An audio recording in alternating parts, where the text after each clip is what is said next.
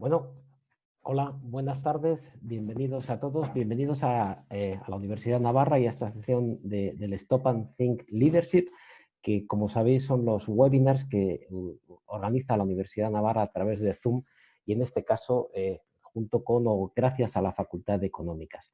Bueno, antes de nada, permitidme que me presente. Mi nombre es Alberto Andreu. Soy el director ejecutivo del máster en dirección de personas de la Universidad de Navarra, tanto en su versión executive como en su versión normal, y soy profesor asociado de la casa. Bueno, la verdad es que en este momento tenemos como unos 200 personas dentro del webinar. Teníamos unos 800 inscritos, van subiendo, van pasando un poquito y luego irán subiendo más. Y desde ya a todos vosotros os agradezco. Si nos decís a través del chat desde dónde estáis conectados, pues lo agradecemos mucho más y así podemos ver desde dónde, desde qué sitios de España o desde qué sitios de América Latina especialmente nos estáis siguiendo. Antes de seguir, la verdad es que me gustaría hacer un recuerdo. Recuerdo a todas las personas que en este tiempo de COVID nos han abandonado y creo que es un recuerdo que sinceramente desde la universidad queremos hacer muy profundamente. Y es un recuerdo muy sentido a todas las víctimas del COVID. Y también un agradecimiento a todas las personas que en este tiempo han permitido que la vida continúe. A los sanitarios que han ganado la pandemia y están ganando la pandemia, y a todas esas otras profesiones esenciales que muchas veces nunca veíamos, pero que nos las hemos hecho mucho más presentes que nunca. Bueno, quería hablar un poco de los Stop and Think Leadership, que por decirlo de alguna forma son un spin-off de los Stop and Thinks que empezó a hacer la Universidad de Navarra en el campus de Madrid. El Stop and Think Leadership están organizados, como os decía, por la Facultad de Económicas, y lo que estábamos viendo con estos Stop and Think es que la crisis nos ha traído algunas cosas que van a venir para quedarse. Una de las cosas que nos han traído son los formatos digitales. Este tipo de charlas las veníamos haciendo en la universidad más o menos una vez al mes, con una asistencia de invitados que por regla general no superaba los 50, 60, 70 personas. Y la verdad es que a través de herramientas como Zoom y a través de otras plataformas digitales nos está permitiendo llegar a muchas personas. Creo que eso es algo que es interesante y que tendremos que mantener. Y luego, además de los formatos digitales, hay algo que también nos está dando a pensar, que son los contenidos. Estamos viendo que de alguna forma en la pandemia tenemos que mirar a ver cómo va a ser el mundo de después. Tenemos que poner una serie de luces largas que entendemos que desde la universidad estamos obligados a reflexionar sobre cómo podrá ser ese futuro. Y en consecuencia, a través de los Stop and Think Now, organizados por la universidad, o de los Stop and Think Leadership, organizados por la Facultad de Económicas, realmente pensamos que durante estos tiempos hemos tenido ponentes importantes. Hemos tenido hace unos días al ministro Luis de Guindos, al exministro Luis de Guindos. Hemos tenido también a los profesores Roelas, por ejemplo, la semana pasada. Tenemos un ciclo que termina en el mes de junio, que ahora veréis también por qué ponentes está compuestos. Y hoy, el ciclo de hoy, el webinar de hoy, la verdad es que tenemos una ponente yo tengo mucha admiración personal por ella, además de una gran amistad, que es Marta Machicot. Ahora entraré un poco en describir y presentar a Marta más en detalle. Y antes de hacerlo, quería daros algunos consejos prácticos desde el punto de vista de cómo vamos a organizar el webinar. Tenéis un chat que ya veo que habéis utilizado para decirnos desde dónde venís y desde ya muchas gracias. Alguna otra vez haremos una reflexión al chat. Y luego también tenéis en la barra de abajo tenéis las preguntas para hacer preguntas. Os agradeceríamos que las preguntas las pudierais canalizar a través de la herramienta de preguntas. Podéis empezar a formularlas ya, podéis empezar al final y luego al final del webinar, de alguna forma, yo me haré portavoz de vuestras preguntas para formulárselas a Marta. Así que os animo mucho a utilizarlas. Bueno, ya sí toca presentar a Marta. Como os decía, Marta Machicot, me gustaría enseñaros un poco lo que dice LinkedIn de Marta, que es de alguna forma su currículum, que lo debo de tener como que por aquí. Así que permitidme que comparta un momento pantalla y vámonos al currículum de Marta. Este no es, me he confundido. Ya sabía yo que me iba a confundir. Aquí lo tenemos. Este sí seguro que es. Compartir pantalla. No, tampoco. No, este tampoco es. Pues ahora lo busco entonces. Y si no, no lo busco. No pasa nada. Bueno, Marta Machicot dice su currículum, dice LinkedIn lo siguiente. Dice que es licenciada en Derecho por la Universidad de Navarra, así que Marta, juegas en casa. CMBA por el Instituto de Empresa, así que no juegas en casa.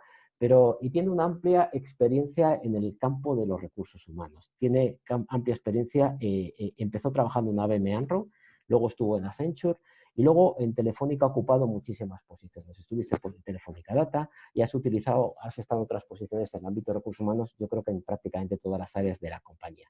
Y hoy Marta es lo que los anglosajones llaman Chief People Officer, que es de alguna forma el jefe operativo de todas las personas de Telefónica, es miembro del comité ejecutivo de la compañía, tiene reporte directo al presidente de la compañía, a José María Álvarez Payete, y si mi memoria no me falla, que creo que no me falla, creo que en los últimos 20 años la posición de recursos humanos nunca estuvo como CEO-1 del comité ejecutivo de Telefónica, y desde luego mi memoria no me falla diciendo que nunca hubo una mujer ocupando esa posición en Telefónica. Desde luego, orgánicamente, CEO-1 nunca, y me parece que esto es un dato a destacar. Conclusión, Marta es la única en los últimos 20 años miembro del comité ejecutivo de una compañía como Telefónica, llevando la función de recursos humanos como CEO-1.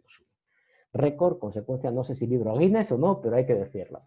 Esto es lo que dice LinkedIn, que os quería poner, pero ya no os lo pongo porque no lo encontré. Pero hay algo que LinkedIn no dice, pero a mí me gustaría decirlo, y lo digo pues, por varios motivos.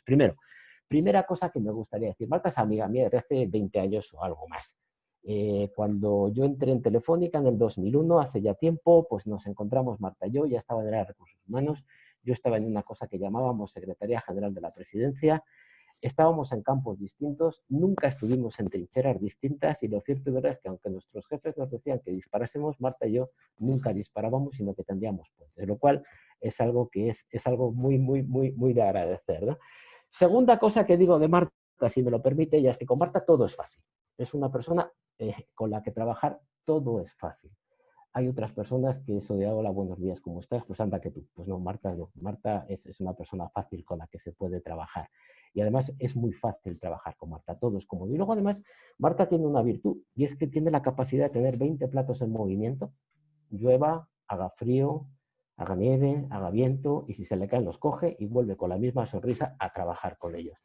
Tenía una foto que quería ponerle, pero como me he equivocado de presentación no se la puedo poner. Pero la foto era su perfil de Twitter, que incito y os invito a que miréis.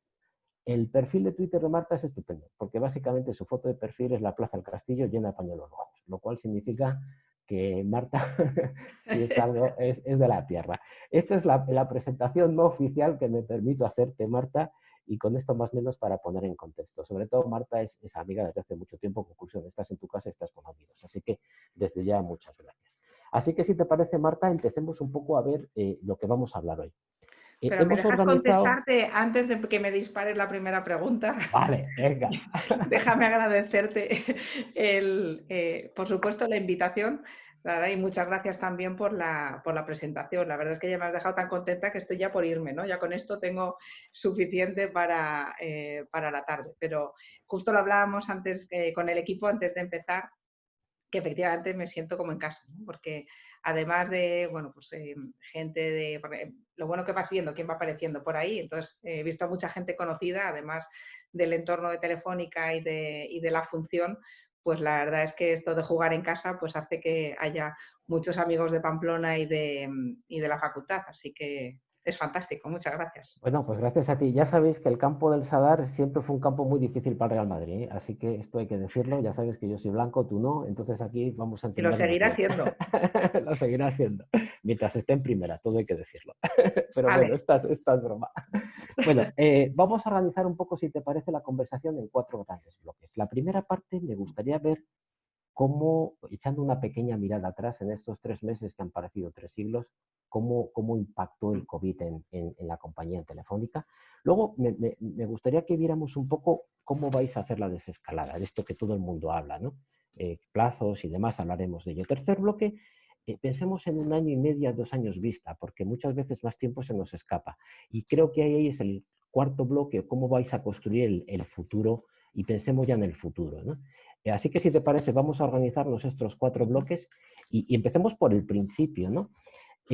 Bueno, llega el 14 de marzo, no sé si el 14 o días antes, lo cierto es verdad es que el 14 de marzo se decreta el estado de alarma, y ¡boom!, aparece ahí una enorme crisis que venía de China y que pensábamos que no nos iba a dar tan duro y nos dio durísimo. ¿Cómo lo vivisteis vosotros esto, Marta, en la compañía cuando llega el tsunami?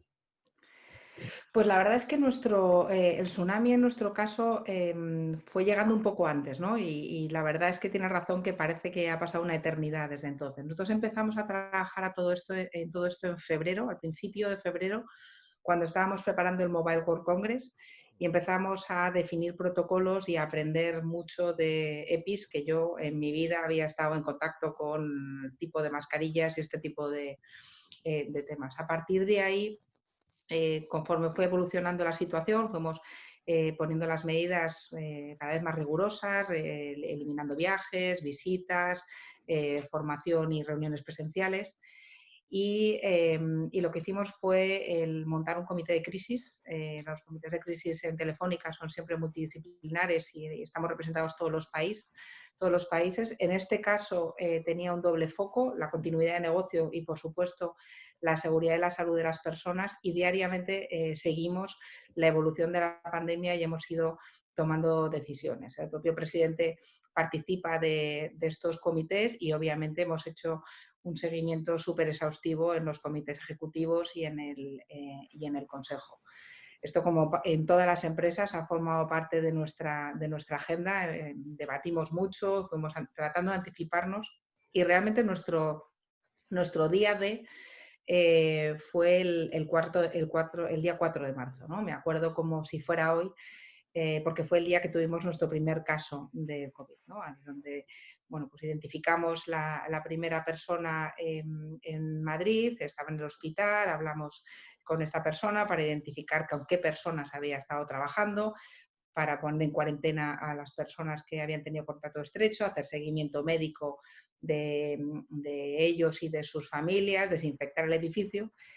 Y ese mismo día decidimos por la noche comunicarlo a todo el equipo, ¿no? Porque entendíamos desde el principio que la transparencia era muy importante en este proceso tan complicado que estábamos viviendo. Y a partir de ahí empezamos a acelerar motores. Y de hecho, el día 9 de marzo, antes de que se decretara el estado de alarma en España, tomamos la decisión de pasar a un modelo de teletrabajo masivo. Y ese fin de semana, cuando ya en España estábamos acompasando toda la planificación de lo que se había definido como servicios esenciales, empezamos a trabajar con todos los países para hacer el mismo proceso y también anticiparnos en el resto de países. Y así fue como en unos días pasamos de tener un modelo en el que en torno al 20% de las personas trabajaban desde su casa 1 o 2 días o de manera flexible, a que el 95% del equipo, unas 100.000 personas en todos los países, estábamos trabajando desde nuestras casas 5 días a la semana, ¿no?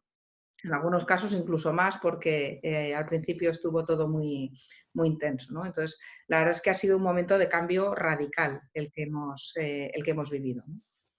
Fíjate, 95% en 5 días. Decía Lenin, y perdonadme la cita, que hay semanas que parecen años y años que parecen semanas. Pues esto ha sido así, Sí, totalmente. ha sido directamente así. Bueno, entonces, esto es como lo vivisteis. Entiendo que os anticipasteis 100.000 personas en el mundo, las marchantes al teletrabajo. De alguna forma, esto, claro, hablabas de medidas de seguridad. Entiendo que ahora nos llega la etapa de la desescalada. Me gustaría un poco empezar preguntándote primero por qué medidas de seguridad vais a tomar y después, de alguna forma, entiendo que también estáis trabajando en fases. Así que vayamos primero un poco por las medidas. ¿En qué estáis pensando? Bueno, las medidas, mantenemos las mismas medidas desde el inicio, luego podemos entrar en más detalle, seguro que habrá algunas preguntas al respecto, pero por dar una visión un poco más general, nosotros hemos implementado 4 bloques de medidas.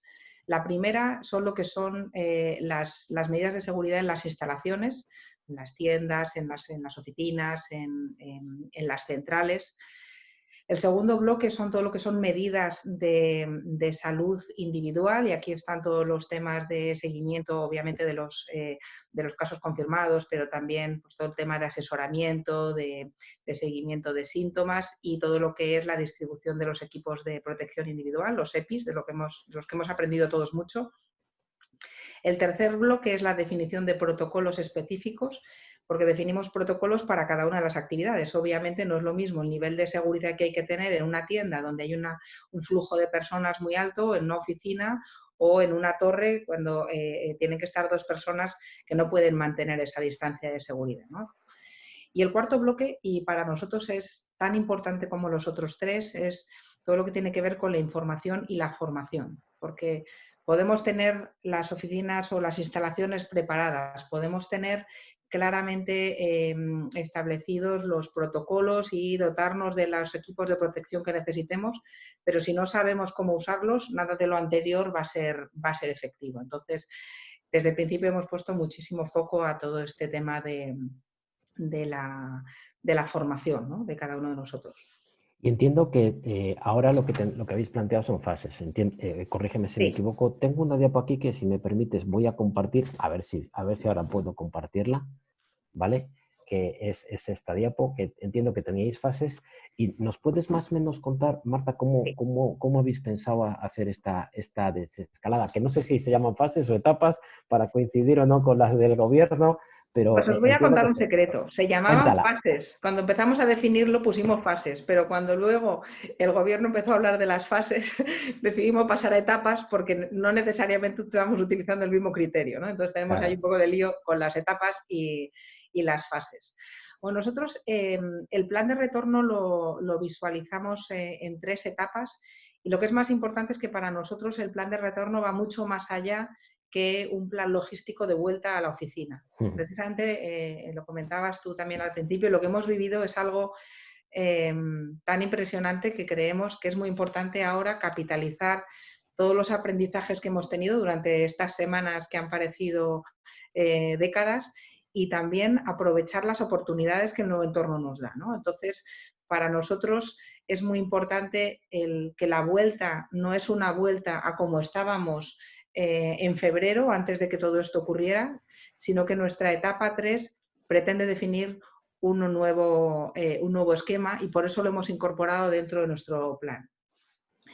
Le hemos puesto un nombre y ahí, Alberto, tú nos enseñaste mucho de estas cosas, ¿no? Lo importante de poner nombres a las cosas, y de hecho, por esta filosofía precisamente que contaba, le hemos llamado al plan de retorno Recomenzamos, ¿no? Porque pretendemos que sea esta oportunidad. Os cuento brevemente un poco las etapas. Nosotros, en cuanto a medidas, no cambian porque hemos implementado desde el inicio los mismos protocolos, pero sí que es verdad que en la primera fase teníamos en el terreno solo aquellas personas que estaban haciendo los servicios mínimos. Hablabas tú al principio de tu intervención, ¿no?, de la gran labor que han estado haciendo los sanitarios, pero también todos los servicios que nos han permitido vivir durante este tiempo, ¿no? Y la verdad es que nosotros hemos tenido en España 2.500 personas, 6.500 en todo el grupo, en el terreno asegurando nuestras comunicaciones, ¿no? Todos creo que teníamos muy claro lo importantes que son las comunicaciones, pero durante estas semanas nos hemos dado cuenta de que eran absolutamente esenciales, así que bueno, pues mi reconocimiento y mi agradecimiento a todas esas personas que han estado asegurando no solo las conexiones habituales, sino también asegurando conectividad en los hoteles medicalizados y los nuevos hospitales, ¿no? Pues ahí teníamos, voy a seguir con los números de España, teníamos ahí 2.500 personas desde el principio. En la etapa 1 lo que hemos hecho ha sido activar aquellas funciones que no eran esenciales y que no se podían hacer desde casa, eminentemente temas de instalaciones que habíamos pospuesto, y sobre todo temas, retomar la actividad comercial en las tiendas, que en muchos países estaba cerrados y en caso como en España solo estaba centrado en temas de servicios mínimos. En esta etapa se han incorporado, han vuelto a las instalaciones 1.300 personas. Y ahora estamos preparándonos para entrar en la etapa 2. La etapa 2 va a ser una etapa larga, esperemos que no mucho, ¿no? Porque la etapa 2 va a mantenerse hasta que se mantenga este riesgo, ¿no? Hasta que realmente podamos volver a las oficinas sin tener que estar rodeados de medidas fuertes de seguridad. Con lo cual, En esta etapa tenemos una limitación logística y es que dependiendo de la configuración de cada una de las instalaciones tenemos como máximo la posibilidad de tener o de estar el 50% de nosotros en las oficinas. De manera que estamos viendo cómo planificamos esa vuelta.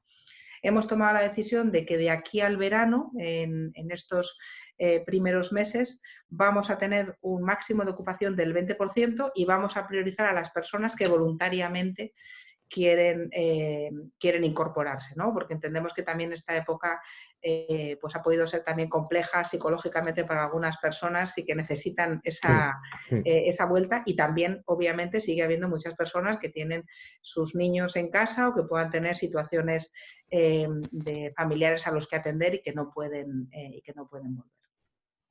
Y estamos trabajando ya con ilusión en diseñar cómo será ese modelo de trabajo en la etapa 3, que ojalá podamos estar en enero en esa etapa, porque significará que bueno, pues hemos resuelto la pandemia, ¿no? Pero De en todas cualquier las maneras caso hay que ir entiendo, preparándose. claro, entiendo, Marta, que esto está en función de cómo evoluciona la pandemia, ¿no? Hay estudios que están Totalmente. diciendo que las vacunas estarán más o menos, hay estudios que algunos nos llevan hasta el verano del 21, hay otros que nos llevan a diciembre del 21, otros a diciembre del 22. Bueno, pues lo tendremos que ir viendo. Lo que está claro es que por lo que dices hay cosas que van a venir para quedarse. Yo creo que ese es el siguiente tema que me gustaría ver contigo. Con independencia que hagamos de gurús, con pandemia o sin pandemia. En el próximo año y medio, más o menos, ¿qué modelo de trabajo crees que finalmente se puede implantar? ¿Con pandemia o sin pandemia? Se está escribiendo mucho sobre si trabajaremos permanentemente en casa, si haremos un blended, un mix. Ya hay oficinas, hay empresas de real estate que están previendo que muchas empresas abandonen metros cuadrados. De hecho, en la City, por ejemplo, en Londres, hay algunas compañías que han perdido hasta el 50% de metros cuadrados. La gente va a trabajar en casa. ¿Cómo veis este año y medio más o menos? Insisto, con pandemia o sin pandemia. ¿Qué se queda, que no entra? La pandemia acelerada o no. Pero ¿cómo estáis viendo de alguna forma este modelo de trabajo que visualizas en los próximos años, 2 años, año y medio, 2 años?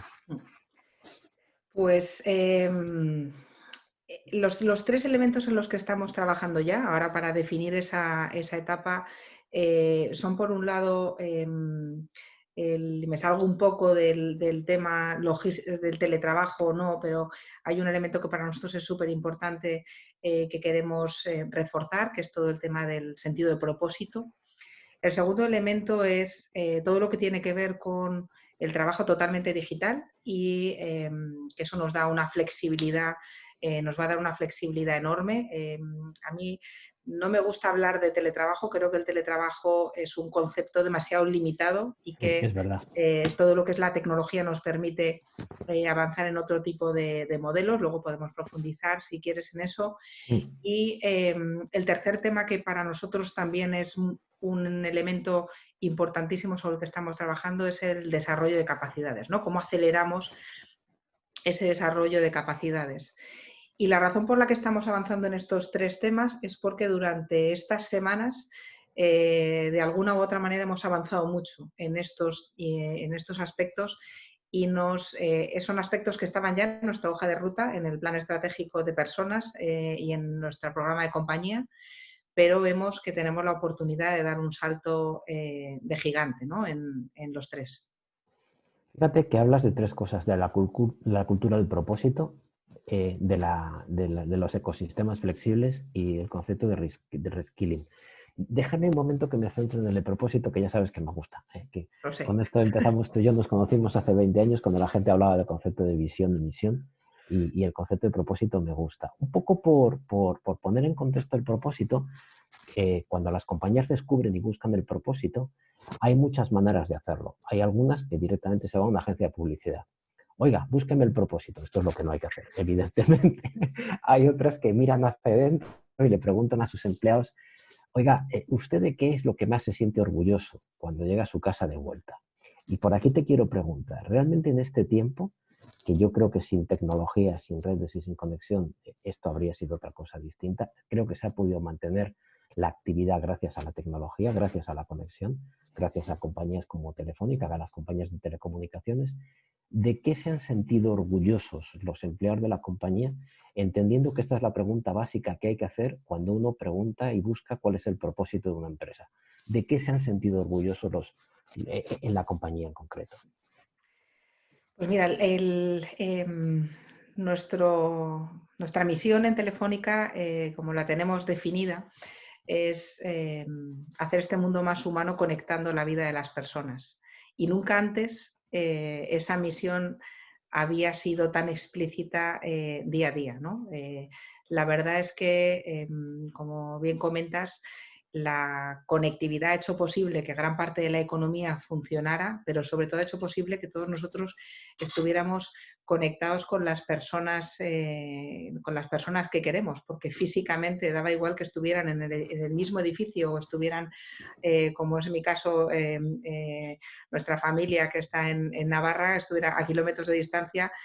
Esa separación física la hemos podido romper gracias a la conectividad. Y eso es algo pues, que al final nos ha hecho a todos los que trabajamos en Telefónica sentirnos súper orgullosos. Día a día veíamos un montón ¿no? de situaciones en las que veías cómo de tangible era esa misión. Y te voy a contar también una anécdota, os voy a contar una anécdota. Estando en pandemia, celebramos nuestro 96 cumpleaños, ¿no? De Telefónica. Y lo celebramos con unos vídeos de algunas de nuestras chicas del cable, ¿no? Mujeres que estuvieron en el inicio de las comunicaciones, ¿no? Conectando precisamente. Y la verdad es que para mí fue súper emocionante escuchar esas historias, porque a pesar de lo que ha cambiado la tecnología, a pesar de cómo ha cambiado nuestro modelo de vida, durante esta pandemia, esas sensaciones que teníamos se parecían muchísimo a las historias que estas mujeres contaban de cómo se emocionaban cuando conectaban a familias que llevaban tiempo separados. Con lo cual, no solo ha hecho que nos sintamos súper orgullosos de lo que hemos vivido durante estas semanas, sino que también nos ha hecho el conectar muy mucho con nuestra esencia y con nuestra historia y darnos cuenta de que realmente la misión sigue ahí más vigente que nunca a pesar de toda la evolución. Os diré a todos una cosa, yo creo que a ti nunca te lo llegué a comentar, pero mi abuela fue chica del cable, fue de las Eso no primeras me lo habías telefonistas, contado. te la voy a contar. Mi abuela fue de las primeras telefonistas cuando se abrió Gran Vía 28, sí, sí, ahí estaba la mujer. Fíjate, el concepto de propósito es muy relevante porque esto que decía Simon Sinek del why, cuál es la razón de ser de la compañía, ¿no? Pero yo creo que el propósito va un poco más allá porque contempla dos variables que son importantes. Primero, cómo contribuye tu cadena de valor a la sociedad y segundo, cuál es el impacto positivo que genera. Tú puedes contribuir mucho desde el punto de vista económico, pero generar un impacto muy negativo. Yo creo que la idea del propósito en tu contribución y en tu impacto positivo es lo que lo hace diferente. En este caso, yo creo que es una línea por la que tirar. Aprovecho, hablando del propósito, a los que nos estáis escuchando, justo esta semana en la newsletter de Recursos Humanos tenemos un artículo que habla de propósito, así que os invito a suscribiros a la newsletter. Aprovecho como umbral para vender mi libro y ya pasamos a la siguiente parte, que era el bloque 2, de tu línea de trabajo en el próximo año. Ecosistemas flexibles. Marta, ¿es factible? ¿Podemos trabajar permanentemente en digital o no? ¿Cómo ves este mix Sí. entre el trabajo diferido o el trabajo presencial? ¿Nos va a apetecer ir a la oficina otra vez o no? A ver, es factible porque lo estamos haciendo. Lo estamos haciendo y estamos trabajando ya así. Ahora vemos de cuál es el modelo óptimo, ¿no? Pero una de las cosas que yo creo que nos hemos dado cuenta todos en esta pandemia es que lo sabíamos, ¿no? Pero lo hemos vivido más de cerca, es que la digitalización va de tecnología, pero sobre todo va de atreverse. Durante todas estas semanas, en muchos de los ámbitos empresariales hemos dado un salto de gigante en digitalización, no solo en temas de teletrabajo, sino en temas de comercialización online, de digitalizar procesos operativos, y no ha sido con tecnología nueva, o sea, lo hemos hecho en estas semanas con la tecnología que existía, ¿no? Con lo cual eso nos da, yo creo que un margen de maniobra importante para darnos cuenta de que con la tecnología que ya tenemos podemos ir mucho más allá, que todo depende de lo que cada uno de nosotros queramos hacer. Y en la parte de trabajo, ¿no? Te decía antes, esto va más de si trabajo desde casa o no, si voy trabajar en un modelo digital, ¿no? Y las herramientas que ya tenemos nos permiten avanzar enormemente en flexibilidad, que para mí significa trabajar donde queramos y trabajar cuando queramos. El cuándo con un caveat, y es que obviamente, oye, tienes que adecuar esos horarios o ese modelo al resto de tu equipo de trabajo. Pero realmente tenemos la flexibilidad de hacerlo de una manera dinámica. Yo personalmente creo que es el online 100%, pues también hace perder grandes cosas, ¿no? del trabajo mixto, pero para mí el hecho de poder flexibilizar además nos permite el trabajar de una manera distinta, trabajar mucho más en red, en modelos mucho más colaborativos, mucho más abiertos y no tanto en cada uno de los equipos de trabajo. También es verdad que cuando avanzamos en estos modelos de flexibilidad hay que tener en cuenta un tema que es muy relevante y es que conforme avanzamos en la flexibilidad, esa frontera entre la vida personal y la vida profesional se va diluyendo. Tiene cosas muy positivas porque nos permite a cada uno adecuar nuestro modelo de trabajo a nuestros intereses o nuestras necesidades personales, pero tiene también riesgos, ¿no? Por eso esto nos abre debates relevantes de cara a hacerlo sostenible, como son los temas de la desconexión digital o el derecho a la intimidad personal, ¿no? Pero para mí, y volviendo a tu pregunta, tenemos la oportunidad de trabajar ya en modelos muy flexibles y súper digitales, porque lo cierto es que, y supongo que la situación de cada compañía es distinta, en general, con muchas de las compañías con las que yo he hablado, la experiencia ha sido impresionante y yo lo que puedo decir es que el nivel de compromiso, el nivel de dedicación y el nivel de avance en los temas que hemos tenido en Telefónica ha sido, yo no creo que haya al revés, ¿no? Ha habido áreas que incluso han subido de una manera importante su productividad. Así que esto hay que maximizarlo a la vuelta, seguro. Seguro que sí. Ahí hay un elemento que me parece también interesante, ¿no? Eh, claro, estamos hablando de cómo se ha acelerado esto en una semana, pero entiendo que el concepto de la movilidad y el reskilling que está asociado a esto es importante. Me refiero a movilidad. Por ejemplo, ahora mismo te metes en ver cómo está evolucionando el mercado del real estate y mucha gente está pensando en cambiarse de las grandes ciudades a pueblos cercanos o lejanos porque ya no van a tener que aguantar atascos, en términos sencillos. Esto cambia la movilidad, cambia incluso el urbanismo, cambia los precios del real estate, cambia un montón de cosas. Pero entiendo también que esto lo que supone es que hay parte y perfiles que se tienen que adaptar. Adaptar, entiendo, a trabajar de manera distinta. Yo creo que a fuerza ahorcan, y de hecho ha pasado, pero entiendo que estas dos cosas también las estás trabajando, que era tu tercer punto. El concepto de la movilidad cambia, incluso pregunto, ¿podréis tener trabajadores en diferentes países del mundo trabajando en remoto de manera distinta? ¿Cómo lo vais a abordar esto? Y este punto luego ya nos va a llevar a desvariar sobre el futuro, si me permites la palabra desvariar. Este es el escalón que nos faltaba para llegar al futuro. Yo, mira, de cara a la movilidad hay tres elementos que hay que trabajar, ¿no? El primero, el tener muy claro qué tipo de capacidades tienes que desarrollar a futuro, ¿no? Y el tener un esquema claro de cómo las vas a desarrollar. Hablamos mucho de la velocidad del cambio, pero lo cierto es que bueno, necesitamos seguir evolucionando todas nuestras capacidades porque el mundo va cambiando radicalmente. Entonces, lo primero es muy importante saber qué necesito y cómo cubrir ese gap. El segundo, como tú decías, es importantísimo el asegurar que como compañía puedes mover a las personas a esas nuevas funciones, porque todos Claro. sabemos que la verdad es que es en la práctica en lo que, y en muchos de los temas son además muy nuevos y tenemos que trabajar y dedicarle tiempo y personas a todos estos temas nuevos. Y ahí es donde hay que desbloquear los esquemas más rígidos que tenemos habitualmente en las compañías grandes para poder movilizar de una manera más dinámica a la gente. Pero el tercer elemento, que yo creo que es el más importante y el que tenemos que trabajar, es el desarrollar esa mentalidad de aprendizaje continuo de la que tanto se habla y sobre todo darle el poder a la gente para poder definir hacia dónde quiere ir, ¿no? Porque el mundo cada vez es más complejo y también nos da muchas más oportunidades. Antes las carreras profesionales de alguna manera eran bastante más guiadas y con bastantes menos oportunidades, pero ahora lo cierto es que las oportunidades se multiplican. Entonces, creo que es importantísimo trabajar en esos tres elementos y tratar de ver cómo desactivamos aquellas barreras que podamos tener organizativamente para avanzar. Eso nos permite, como tú dices, que obviamente tú puedes poner a trabajar un equipo en remoto, ¿no? Si tienes, pues no sé, por poner un ejemplo de algún tema nuevo de blockchain, pues tienes capacidades con gente que sabe de blockchain en diferentes países, te da la oportunidad de montar un equipo robusto sin necesidad de tener que tener temas en cada uno Claro. de los países. Entonces, todo eso yo creo que es importante el conceptualizarlo dentro de ese esquema más flexible y también, de nuevo, aquí atreverse, ¿no? Una de las cosas que nosotros personalmente hemos visto durante estas semanas es que, a pesar de que estábamos trabajando en todos estos esquemas, pues hemos tenido la oportunidad de derivar a personas de la organización a otras funciones en tan solo una semana.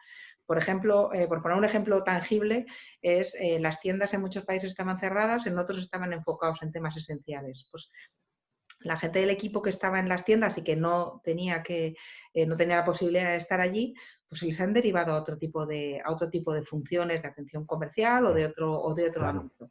Eso ha permitido no solo flexibilidad de la compañía, sino que a muchas de estas personas también les ha abierto la mente a lo mejor enfocar sus siguientes pasos hacia otro tipo de funciones. Entonces, Además, a ti también te ha dado la posibilidad de buscar otros perfiles distintos, que por cierto luego vamos a ver que ya nos están preguntando en diferentes sitios, nos preguntan cómo será el perfil del trabajador post-COVID, si es que tenemos si es que es posible hablar de eso. Dejo de compartir y voy un poco allá a pantalla completa para vernos la cara más grande.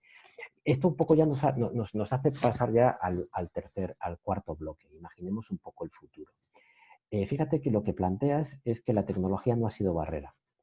O sea, con la efectivamente, tecnología disponible no ha sido barrera. no, Luego, eso siempre que se dice de la transformación digital, yo creo que siempre es más transformación cultural que tecnología. La tecnología siempre abunda. Otra cosa es que seamos capaces de utilizarla bien o mal, pero yo creo que esto tiene más que ver con las barreras culturales. No sé si estás de acuerdo con esto, Marta. totalmente de acuerdo. No Vamos. tenemos un problema de tecnología, tenemos un problema de cultura si lo hubiera. Es así, ¿no? Bueno, vamos a pensar en el futuro. Para pensar en el futuro, quiero a ver si podemos ver un vídeo que permíteme que te voy a hacer te voy a dar una sorpresa, ¿vale? Ya sabes que Genial. yo soy un poco de alcantarilla y de biblioteca y tengo buenas fuentes también en diferentes sitios de la compañía y tengo un vídeo del año 1993. En el año Madre 93 mía. lo que la compañía decía era un poco pensemos en el futuro. Déjame que pongamos el vídeo y ahora, después de con esto, vamos a imaginar el futuro. Creo que estaba por ahí el vídeo. No sé si Ana Luisa podías ponerlo. A ver si lo podemos proyectar. Ahí está.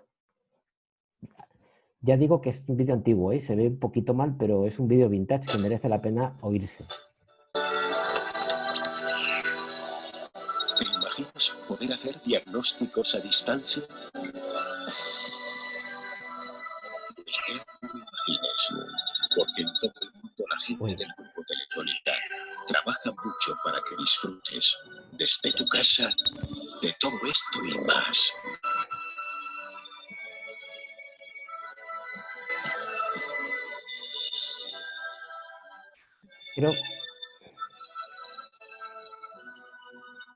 creo que hemos visto solo la última parte. No sé si lo puedes echar al principio. Bienvenidos. A ver si lo puedes poner en el principio. Ahí, por favor, ahí. Gracias. Dura muy poquito, ¿eh?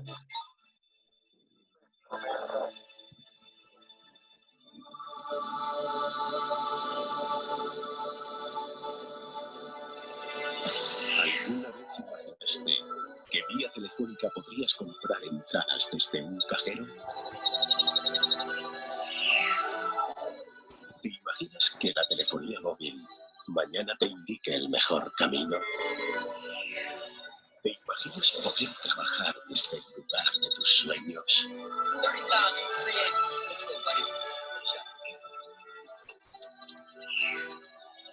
¿Te imaginas poder hacer diagnósticos a distancia?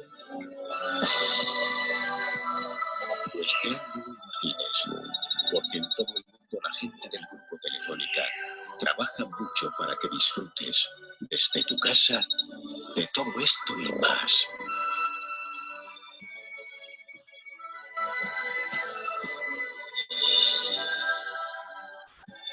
Vale, yo creo que ya sí, eso ya lo podemos quitar porque ya lo hemos visto.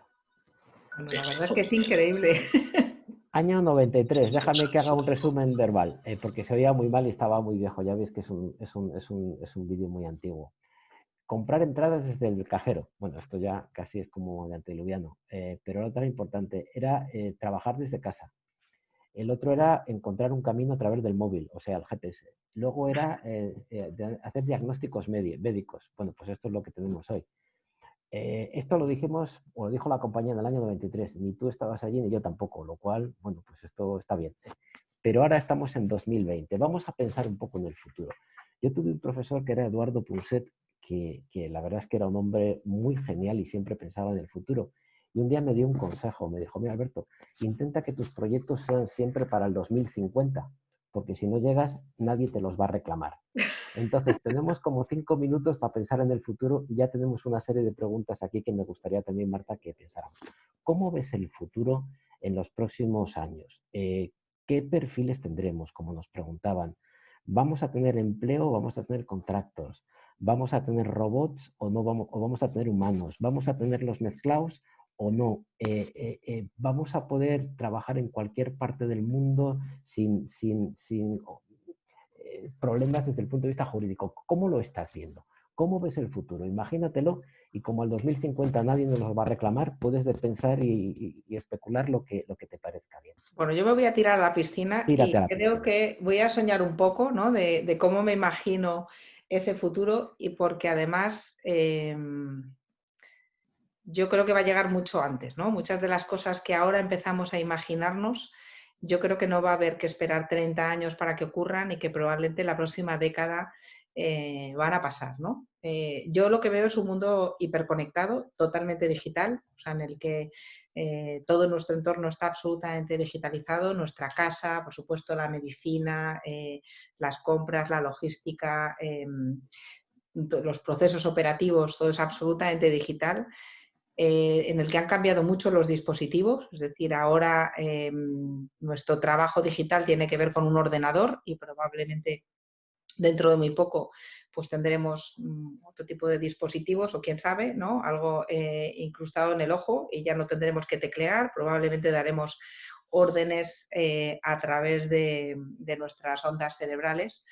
Vamos a tener profesiones totalmente distintas porque muchas de las cosas que ya conocemos se habrán automatizado, se habrán digitalizado, pero yo sí tengo una visión positiva de esto, porque yo sí creo en la inteligencia aumentada. Yo creo que la inteligencia humana, junto con las posibilidades que nos da la tecnología y las máquinas, nos va a permitir hacer cosas impresionantes. Vamos a trabajar de una manera diferente. Yo estoy convencida de que vamos a trabajar muchas menos horas, en unas jornadas mucho más pequeñas, con muchísima flexibilidad, de manera que cada uno se adecúa a lo que necesita y con mucho dinamismo, haciendo cosas muy diferentes y saltando mucho, ¿no? de un tema a otro. Yo creo que vamos a dedicar mucho del tiempo libre que tengamos, ya me incorporo ahí porque si es dentro de 10 años me va a tocar vivirlo, a formarnos, a aprender cosas nuevas, ¿no? Porque esto es algo que va a requerir que sigamos estando muy actualizados. Nuestro trabajo va a estar muy enfocado por proyectos, ¿no? Y va a ser un trabajo muy en red, como tú decías, deslocalizado. Y más que deslocalizado, ¿no? Nos va a permitir el trabajar en un entorno con una diversidad enorme. Diversidad de, obviamente, trabajar con alguien que está en la otra punta del globo o, ¿por qué no?, trabajar con 5 generaciones a la vez, ¿no? Se habla de que ahora por primera vez estamos 4 generaciones en el entorno de trabajo. La esperanza de vida sigue avanzando, con lo cual estaremos en un entorno en el que probablemente convivamos trabajando 5 generaciones y que por lo tanto requeriremos modelos de trabajo distintos. Y hablabas también de los temas de las oficinas. Yo lo que creo es que esa digitalización se va también a trasladar al entorno de trabajo. Obviamente las oficinas serán mucho más polivalentes, dinámicas, para poder encajar todos esos cambios organizativos, ¿no? O esos modelos de trabajo por proyecto, pero es que tendremos realidad virtual, de manera que pues si estuviéramos dentro de 10 años, probablemente en lugar de, y es una fortuna, la verdad, que tener las herramientas como la que tenemos hoy para llegar a tanta gente en países diferentes, pero estaríamos todos en una sala virtual viéndonos incluso la cara interactuando de otra manera, con lo cual yo visualizo algo totalmente diferente. O sea, visualizas a R2D2 proyectando a la princesa Totalmente. Leia junto con el maestro Yoda. Es que no quería quedarme más atrás del equipo de Argentina que hizo ese vídeo hace 30 años. Digo, hay que mantener el nivel. Bueno, a mí lo de Yoda me parece bien, salvo que luego llegue Darth Vader, lo cual me gusta ese futuro. Y luego me ha gustado también porque has hablado de la inteligencia aumentada. Ya sabes que hay mucha gente que está pensando en el transhumanismo, cómo los humanos nos podemos inyectar de alguna forma tecnología que nos aumente o no. No lo sé, pero yo creo que por ahí va el futuro y efectivamente, has dicho otra cosa que me interesa y me parece relevante. Menos horas y posiblemente más productivas. De hecho, este tiempo en el que estamos nos está haciendo, yo creo, que ser muchos más productivos. Estamos siendo mucho más eficaces en la gestión del tiempo todos, ¿no? Bueno, vamos a darle paso ya a las preguntas de nuestra audiencia, ¿no? Sobre todo porque ya hemos visto los 4 temas. ¿Cómo lo vivisteis? ¿Cómo vais a desescalar el futuro inmediato y el futuro próximo? Si me permites un titular, me quedo con Yoda proyectando o viendo la imagen de Leia. Pero vamos a las preguntas por aquello de no ser demasiado friki con la Guerra de las Galaxias. Tenemos algunas preguntas. Bueno, primero deciros que tenemos un montón de gente que se nos han conectado desde muchos sitios, desde Perú, desde prácticamente todas las comunidades autónomas de España, desde México, Colombia, desde Washington, desde Puerto Rico, Argentina, Honduras, Paraguay, desde la República Dominicana, Brasil, del Reino Unido también tenemos, Bolivia, Guatemala, Venezuela, Alemania, Chile. América Latina la tenemos bien cubierta y como la compañía tiene allí muchas personas, pues yo creo que también parte de lo que has dicho, pues también creo que puede ser relevante para empleados de la compañía, además de todos los alumni de la universidad. Voy a empezar con el tema de la robotización y la automatización del empleo, el futuro del empleo. En concreto, Marta Macarena desde Argentina, Luz Rodrigo, Flavia nos pregunta también, ¿qué empleos crees tú que van a ser los más susceptibles de automatizarse en el futuro más cercano? Casi en porcentaje o probabilidad de robotización. Aconsejo un estudio que si queréis lo pondré después de la Universidad de Oxford, que precisamente habla del porcentaje de probabilidad de robotización de determinadas funciones. Pero te pregunto la pregunta que nos formulan. Por decirte que me digas cuál es el porcentaje, porque la verdad que hay estudios de mucho tipo, pero la mayoría apuntan a que ya hoy en día el 30% de las funciones serían automatizables con la tecnología que existe. Y es verdad que en el momento en el que estamos, la combinación de las tecnologías que ya existen nos permite el avanzar mucho más, ¿no? A nivel de porcentaje, pues no sé si será un 30 o un 50, pero en cualquier caso yo creo que es lo suficientemente relevante como para que nos haga pensar cómo podemos evolucionar nuestra ruta profesional o hacia dónde enfocarnos. También yo creo que un tema muy importante es, obviamente hay procesos administrativos operativos que se pueden automatizar de la noche a la mañana, pero el resto van a requerir, van a tener un proceso también mucho más lento. Y surgen oportunidades, ¿no?, de trabajar de manera lateral en todos esos aspectos. Un ejemplo que a mí me gusta poner es todo el tema de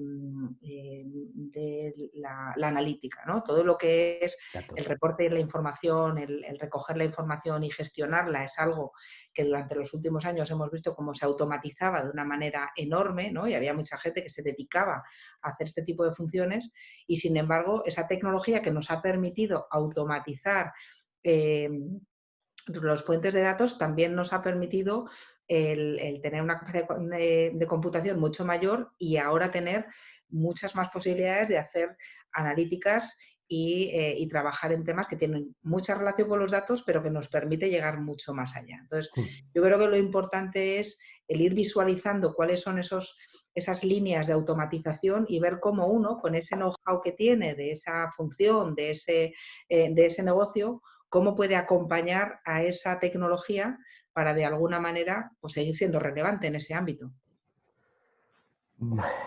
Bien, 30%. Este 30% o 50%, que se desglosan diferentes funciones también. Os vamos a compartir un informe de Oxford que es importante por categorías, por tipo de profesión, que yo creo que es muy interesante. Otro tema que ha surgido, nos lo pregunta Daniel desde México, Francisco Vilaplana también nos lo pregunta y hay alguna otra pregunta más relacionada con los perfiles. ¿Cuáles son los perfiles del futuro?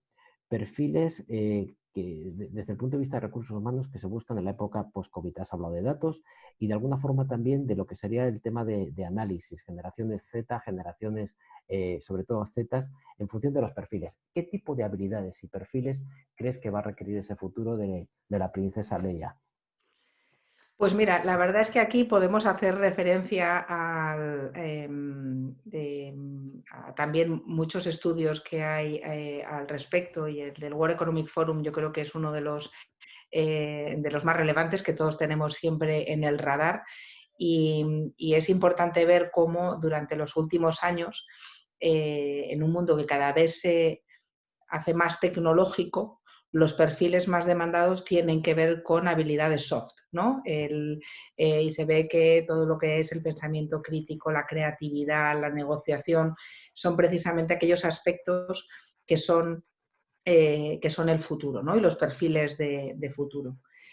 Yo lo que creo es que van a estar muy polarizados, o sea, porque en un mundo muy tecnológico vamos a seguir necesitando gente que entienda muy bien de la tecnología, que sepa cómo combinar esa tecnología, y por otro lado vamos a necesitar en el otro ámbito perfiles mucho más soft que, bueno, que de alguna manera nos permitan el seguir manteniendo o seguir humanizando la tecnología y que no sea al revés, ¿no? A nosotros nos gusta mucho en Telefónica el hablar de esto, porque creemos que es importantísimo el que aseguremos que la tecnología la ponemos al servicio de las personas y no al contrario, ¿no? Entonces, creo que esa combinación de ambos temas, todos los temas de humanismo, de valores y cómo eso lo aplicamos a la tecnología, es algo súper relevante. Yo creo que el debate del coche conectado, ¿no? Por ejemplo. Sí, ya ha quedado claro. Fíjate que Elon Musk, que ya sabes que le quería bautizar a su hijo con un nombre de avión, pero que no le han dejado, tenía un nombre muy raro. Elon Musk dice que todos aquellos que trabajen y estudien o bien en el mundo tecnológico o bien en el mundo de las humanidades y las personas, es donde justo es esa polarización de tecnología y soft skill, lo cual está muy bien. Pues estoy Otra pregunta. ¿Estás de acuerdo con Elon Musk? Con el nombre del niño no, pero con Elon Musk sí. Tenemos otra pregunta que nos viene que tiene que ver con la formación. Aquí, bueno, pues venía alguna formación. Oye, ¿cómo crees que puede ser la universidad? Esta nos interesa a nosotros, pero también a algunos de nuestros estudiantes, la universidad, la formación de futuro. ¿Cómo va a ser ese mix presencial que creemos que es imbatible versus la parte online que creemos que es completamente necesaria? ¿Cómo lo ves? ¿Qué se va a dar en online? ¿Qué se debe dar en presencial? ¿Cómo ves tú ese mix? Pues yo creo que ese mix cada vez va a ser más Menos digital mix. y menos presencial. Yo Menos sigo mix. pensando que es importante la parte presencial, pero mira, te voy a contestar con una experiencia que hemos tenido también durante el confinamiento en Telefónica, ¿no? Nuestra universidad corporativa estaba basada en un modelo totalmente presencial, ¿no? Porque el networking entre nosotros era una palanca fundamental. Pues bien, con esto del COVID nos hemos atrevido a hacer programas y que me sirve para contestar la pregunta, que son totalmente online, no nos podemos juntar, con lo cual eso era un requisito previo. Segundo, lo hemos hecho mucho más dinámico, serán formatos siempre de 3, 4, 5 días en presencial muy intensivos, y hemos ido a un formato mucho más compatible con nuestro día a día, y creo que probablemente la universidad tendrá que flexibilizarse también en que sea algo mucho más dinámico, no tanto más píldoras o con más posibilidad de hacértelo a la carta, ¿no? A tu medida, no tanto la formación reglada para siempre. Y el tercer elemento que nosotros hemos puesto encima de la mesa tenía mucho que ver con el momento que vivimos en confinamiento todos en la misma casa, y hemos ofrecido esos programas también a los familiares, ¿no? Este es un tema, para nosotros ha sido impresionante, ha aportado muchísimo y creemos que ha estado muy bien, pero traigo el concepto porque creo que la universidad se va a abrir mucho, ¿no? Ahora mismo, cuando tú estás en la universidad, estás con la gente que está en tu facultad, que está estudiando contigo, ¿no? Esa diversidad de juntarte con otro tipo de perfiles o con gente que está en otro momento o en otro esquema, creo que probablemente pueda ser también un futuro de la universidad. Vale, déjame que vaya a otro tema que sabes que siempre me ha gustado, que es el tema de la comunicación, es el tema de la cultura y quiero agrupar las dos cosas. Nos preguntan desde diferentes sitios, ¿no? Y una pregunta que nos hacen es, espérate que quiero sacar aquí concretamente, nos pregunta desde diferentes sitios. Gladys, por ejemplo, María José nos pregunta también al hilo de la cultura y al hilo de la comunicación Ana López y al hilo Carlos Navascués también nos pregunta. Quiero mezclar un poco estas tres preguntas. La primera tiene que ver cómo se puede mantener el espíritu de la cultura corporativa de la compañía, es decir, cómo se hace visible en la compañía en un futuro donde tengamos a un montón de trabajadores, ya sean propios, ya sean plantillas, ya sean contratos, ya sean en la red de la organización, cómo se les puede mantener dentro de lo que podría ser el espíritu corporativo de una institución cuando no viajan, no ven una misma oficina cada día y están repartidos por el mundo. Esta es la primera parte del hilo de comunicación y cultura. Cómo mantener la cultura de la compañía en diferentes países y sin visitar una misma oficina y una misma sede. La verdad es que yo creo que por un lado es muy importante asegurar la consistencia de la toma de decisiones, que sea que esté muy alineada con esos valores y con esa cultura, para asegurar que hay consistencia. Y luego, por otro lado, yo creo que también es muy importante el fomentar la conexión entre las personas en diferentes planos, ¿no? Al final, la cultura de una compañía la hacen las personas y la hacemos en el día a día. No solo, obviamente, la toma de decisiones y los procesos hard son relevantes, pero en cómo nos relacionamos, cómo trabajamos, es como realmente la podemos vivir. Entonces, es cierto que todos estamos muy acostumbrados a modelos presenciales donde tenemos determinadas rutinas, dinámicas y formatos para poder fomentar todo esto, ¿no? Y también durante estas semanas hemos aprendido mucho a ver cómo pues tienes esos momentos de conexión formal, de conexión informal. El estar distribuido te hace ser mucho más intensivo en la formación, en la comunicación. Entonces, yo creo que hay que adecuarlo a estos nuevos esquemas, pero es muy importante el asegurar que, aunque estemos separados, nos sentamos súper conectados y de una manera, bueno, pues como estamos todos muy acostumbrados, ¿no? A estar en un mundo hiperconectado desde 80 formatos distintos. En consecuencia, por lo que veo es que, y nos preguntan aquí que cómo ves el futuro de los profesionales de la comunicación en el mundo de hoy. Yo creo que podemos dar una cierta esperanza que como tenemos que estar conectados y creando cultura, creo que para los profesionales de la comunicación hay espacio, entiendo. Yo personalmente creo que hay mucho espacio para la comunicación. Es más, yo creo que es una de esas funciones que acabarán, igual que la de los datos, ¿no? Ahora la comunicación, la comunicación o la función de los datos o la de recursos humanos de alguna manera es patrimonio del propio área y creo que son funciones que tienen que permear a toda la organización porque creo que es importante que cada área sea muy intensiva en datos y sea muy intensiva en comunicación y que sepa también cómo gestionar a sus personas, ¿no? Con lo cual, yo le veo mucho futuro, pero le veo mucha permeabilidad en otras áreas de la organización. Nos preguntaba Carlos, así que Carlos queda tranquilo con esto. Y tengo ya una última pregunta porque estamos al límite del tiempo. Hay algunas que se nos han quedado, pero hoy esta me gusta, tú la apuntabas antes, y es cómo encontrar el equilibrio entre estar conectado y desconectar. Esto creo que es importante porque yo creo que ahora esta pandemia lo que nos ha ayudado de alguna manera es a sacarle todo el partido a las herramientas colaborativas.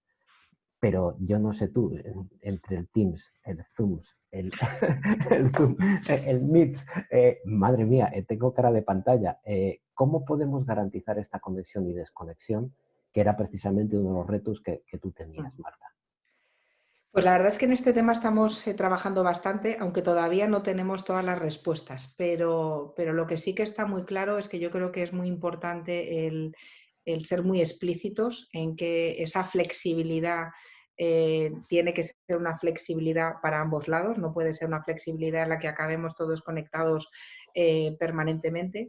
y lo que tenemos que también es que ver cómo de una manera bastante transparente y con comunicación, nos adecuamos a las necesidades de nuestro propio equipo, ¿no? Porque, y de hecho, durante la pandemia lo hemos vivido también de alguna manera con mucha presión, porque había gente que igual durante las mañanas tenía que estar cuidando a sus niños y que podía avanzar por la noche. Entonces, creo que ha sido una buena gimnasia para poder asegurar que cada persona es transparente con cómo quiere gestionar o cómo cree que debe gestionar el tema y tratar de, sobre eso, el poner fronteras y también todos asegurarnos a mantener pues algunos tips, hemos dado muchos tips durante estas semanas precisamente de salud, ¿no? De cada cierto tiempo, que no necesariamente los he seguido, pero la teoría me la sé.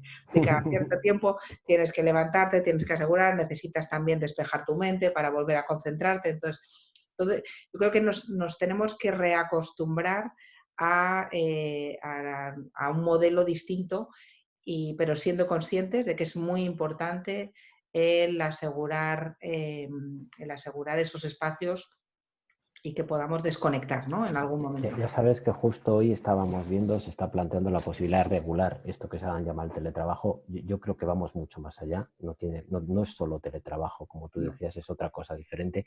Y si sobre todo trabajas en usos horarios distintos, si trabajas en franjas distintas y en países diferidos, bueno, pues esto nos va a llevar. Bueno, creo que voy a dar un mensaje publicitario sobre la regulación, por si alguien me escucha. Creo que es muy importante regular y asegurar esos derechos, pero cuidado, porque lo que pretendemos, y yo creo que la oportunidad que tenemos todos es tener modelos dinámicos y flexibles y tengamos cuidado en acabar con modelos rígidos que no nos permitan avanzar. Entonces yo creo que es importantísimo la regulación, creo que es importantísimo el asegurar una base, pero tratando de evitar el acabar con la flexibilidad. Vale. Necesitaba yo poner mi mensaje publicitario, ahí lo apunto. Alberto. Lo has dado tú, casi lo iba a dar yo, lo damos los dos. Lo damos los dos. Entonces, bueno, un poco ya para cerrar y un poco, bueno, primero, sobre todo, darte las gracias, Marta, por el rato. Daros a todos los que estáis conectados las gracias. Ha habido un momento en el que hemos estado aproximadamente 300 personas conectadas. Ya os agradezco a todos y os agradezco que las preguntas que nos habéis hecho, algunos se nos han quedado fuera las preguntas, ya lo siento, pero quizás nos hayamos extendido Marta y yo, básicamente porque ya hablo mucho. Os convocamos ya para el siguiente webinar que tendrá lugar el próximo día 17.